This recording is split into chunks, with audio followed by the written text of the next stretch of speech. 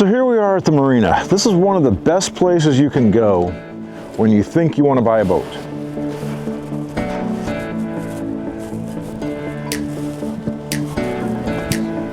Some of the questions you have to ask yourself before buying a boat are, why am I buying a boat? What do I expect to accomplish with the boat? How much can I afford to spend on a boat? Not just on the initial purchase, but on a month-to-month basis. Let me show you an example. Sea Life Ocean Dreams recently acquired a small 27-foot Catalina sailboat. The young lady that had it was living aboard for about a year and a half. Prior to living on the sailboat, she was in a 3-bedroom condominium with a family. But because of circumstances, she decided to move onto a boat. If you just have a family of, say, 4 people and had a boat like this, but you had the ability to do some work, this would be a pretty good boat overall. Yes, it needs some cleaning. Yes, it's got some maintenance that needs to be done. But 4 people could comfortably take this out for the day, maybe even a weekend.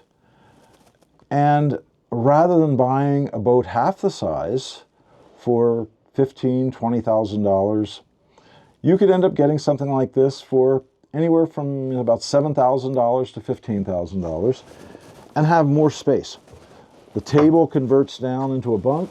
You've got a forward V-berth. So you could make it comfortable, but the question becomes, are you willing to do the work? Now, for some families, taking the time and doing the work together is an enjoyable opportunity, and it's a bonding experience. For other families, working together is very, very difficult and can be more of a ripping and tearing experience. I know for my family, the big issue is always, are there power tools involved? If there's power tools involved, it never seems to work out. If there's no power tools involved, we can figure it out.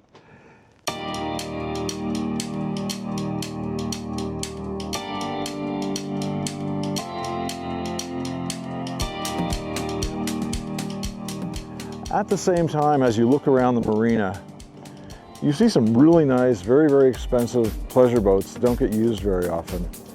And then you have things like this. This is just a small 30-foot, 32-foot cabin cruiser that would be great for a family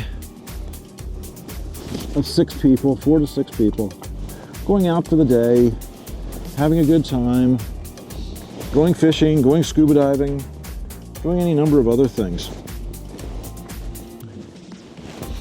Ownership of a boat like this is going to be realistically about $20,000 a year. By the time you clean it, you keep it fueled, you get insurance, but it's still a good boat.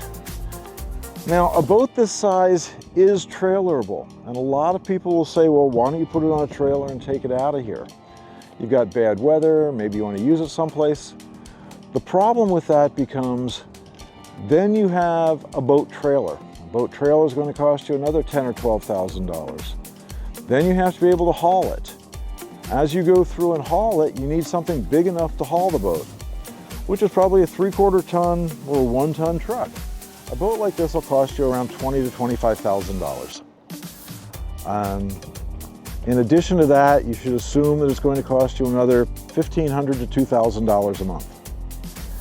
And it's ready to go. I can get on there, I can turn the key, and we can go out. Now, depending again on the use, there are other vessels. Sea Life Ocean Dreams also has a 53-foot trawler. This is an older wooden boat as opposed to the fiberglass boat, which would serve a completely different purpose. This boat will comfortably sleep 6 to 8 people. It could go from here in Point Roberts, Washington to Alaska if we wanted to. We could also take it all the way down without any questions to Mexico, Southern California, Central America, anywhere we want. To buy this boat new would probably be $1.5 million to $2 million, depending on the manufacturer, the engines, how you had it equipped. This boat, we were fortunate enough, because it has a lot of work to be done, to pick it up for something under $100,000. Now, what does that mean? If you look at the outside of the boat, it needs paint. It needs woodwork. On the inside, as we get on board, we'll see that there are other challenges. If you take a look, we've got some dry rot. Is it substantial? Well, it's problematic and it's bad, but it's not a disaster. It's something that can be cut out, can be fixed, and we can do it ourselves. Now, if we pay somebody else to do it, it's going to cost us a couple of $100s an hour. If we do it ourselves, that's whatever our time is worth to us. And materials. Do I want to pay a shipyard potentially $100 for a sheet of plywood when I can get the same sheet of plywood for $70? Not necessarily. So again, I'm willing to go through, and our company is willing to go through, and the people, our volunteers and everyone else, are willing to put the time in to work on this. And at the end of the day, it'll be a boat that's worth $200,000 or $300,000 that safely gets 6 or 8 people up and down the coast, is great for education, will allow us to go through and look at a number of wrecks.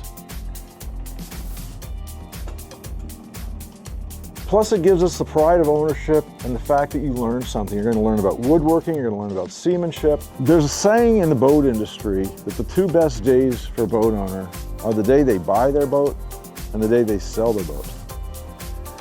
And all the time in the middle, well, it's like any other relationship. All the time in the middle is work. Yes, there's a lot of good times, there's a lot of pleasure, but it's also a lot of work.